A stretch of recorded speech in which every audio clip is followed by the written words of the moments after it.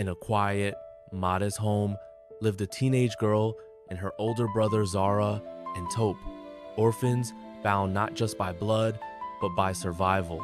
Taupe was more than a brother. He was a protector, a parent, and a silent hero who bore the weight of two lives. Zara never saw the hunger behind his smile or the pain in the corners of his eyes. He hid it all for her. When Taupe finally caught a break, it wasn't luck, it was years of silent labor that opened one door after another. He met Linda, ambitious, elegant, and sharp. She liked his drive. He loved her confidence. The wedding was modest but joyful. Zara smiled, hopeful for a new chapter on where she'd finally have a family again. "Don't forget me now that you're living large," Zara teased. Taupe laughed and promised, "You're my everything."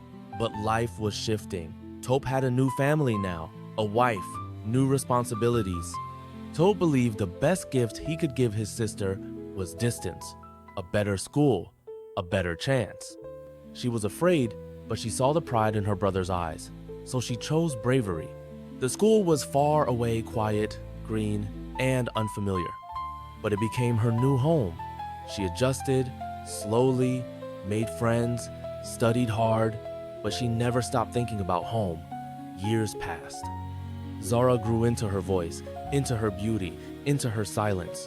Taupe became a father, twice, then a third time. Zara saw it all only in photos. After 6 years, she returned, grown, poised, but unprepared for what home had become. The little boy she once wrote to now looked at her like a stranger. Linda greeted her with a tight smile. "You've grown," she said, but her tone said more. Taupe came in late. His smile reached his eyes. "Zara!" he exclaimed. She ran into his arms.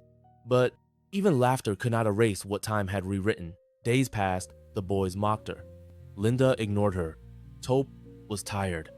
She smiled through it all, not because it didn't hurt, but because she refused to break. Taupe asked once, "Are you okay?" She answered like always, "I'm fine, bro." In the nights, she'd lie awake, wondering if home could ever feel like home again. She remembered her childhood, her parents' laughter, Taupe's warm hand guiding hers. Back then, they were each other's whole world. Now, they were just visitors.